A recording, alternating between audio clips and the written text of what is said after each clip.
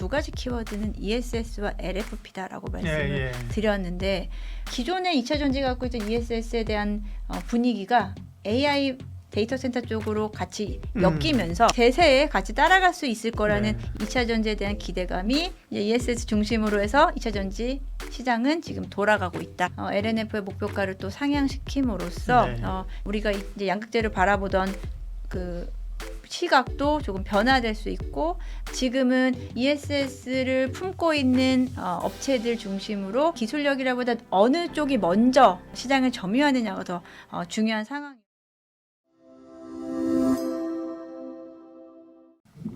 안녕하십니까. 예민수의 경제토크 오늘은 인백스 자산운용 염정 이사님 오셨습니다.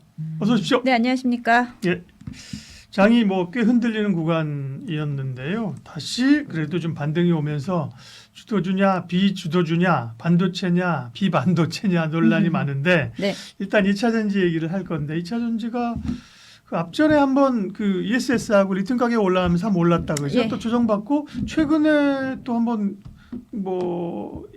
에코프로 BM도 그렇고 해서 엄청 강했어요, 그죠? 예, 단기적으로 주가가 거의 50% 이상, 그쵸. 10% 가까이 반등이 나왔죠. 최근에 올랐던 배경은 뭔가요? 거기서부터 좀 이야기 시작을 해보면. 네, 배경 다 말씀해 주셨잖아요. 제가 얘기했어요? 이제 4월에서 5월 구간에서 이제 탄산리튬 가격이 반등이 나오면서 2차 전지가 조금씩 이제 한 번씩 움직이기 시작했고 그 다음 모멘텀으로는 이제 ESS 시장이 이제 부각이 되면서 LG엔솔 중심으로 해서 실적도 개선되는 모습 보이면서 3분기에는 2분기를 바닥으로 해서 실적이 턴될 수 있다라는 기대감 그리고 ESS가 기존의 2차 전지가 갖고 있던 ESS에 대한 분위기가 AI 데이터 센터 쪽으로 같이 엮이면서 뭔가 기대감 우리도 그 대세에 같이 따라갈 수 있을 거라는 2차 전지에 대한 기대감이 숟가락 하나 얹었어, 그죠? 잘했죠. 그래서 ESS 중심으로 해서 2차 전지 시장은 지금 돌아가고 있다라고 볼 수 있겠습니다. 그러니까 ESS 얘기는 좀 더 해야 되고 진위를 해야 되고 일단은 최근에 실적 발표하는 것도 보면 실적 발표가 LG엔솔, SDI 실적은 안 좋았는데 오히려 실적 안 좋았는데 주가 올랐고 그죠? 어쨌든 LG엔솔이나 보면 양극재 업체들이나 거의 기대가 없었는데 기대보다는 실적이 괜찮았어요. 일단은 LG엔솔이 먼저 실적을 시장 기대치보다 좀 높여놓은 상태고요. 그리고 LNF도 3분기 영업이익을 컨센서스 상회하면서 기존에 우리가 이제 양극재를 바라보던 그 시각도 조금 변화될 수 있고 많은 증권사들이 LNF의 목표가를 또 상향시킴으로써 지금은 ESS를 품고 있는 업체들 중심으로 일단은 가장 탑픽 시장에서의 가장 탑픽이 유지되고 있는 상황입니다. 그 좋은 표현인데요. ESS를 품고 있는. 그러니까 기본적으로 셀업체가 들어가고 당연히죠. ESS, LG에너지솔루션, 삼성 SDI 하고 있고 거기에 기본적으로는 양극재가 제일 많이 들어가는 거잖아요, 그죠? 거기까지. 그 다음에 또 그 밑에 뭐가 들어가는지 잘 모르겠으나 그죠? 예를 들면 그 밑단에 보다는 그 정도까지 옮기가 이제 가는 흐름들이다. 제가 아마 지난번에 한국증권 TV에 출연했을 때 2차 전지 이야기했을 때 두 가지 키워드는 ESS와 LFP다라고 말씀을 드렸는데 계속 이제 연초부터 상반기부터 해서 2차 전지는 이제 ESS 중심으로 가는데 ESS는 우리가 사실 고성능 쪽이 아니잖아요. 고성능 사양이 아니고 고성능은 아니고 대용량이죠. 양으로 승부하는.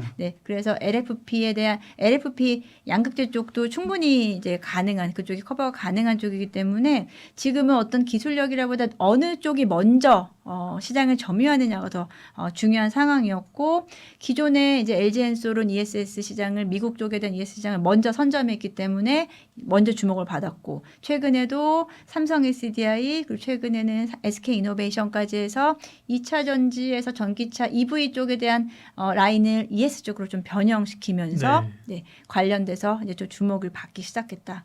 지금은 어찌 보면은 살아남기 위한 변화가 시장에서는 좀 잘 인정을 해준 게 아닌가라고 생각합니다. 조금 삐딱하게 보면 ESS가 전기차가 이제 소위 성장의 트랩에 걸려서 어려운 동안에 뭔가 돌파구는 되는데 얘가 전기차 어려운 걸 다 커버할 수 있느냐, 그리고 돈이 네. 되느냐 이런 질문을 할 수 있잖아요. 맞습니다.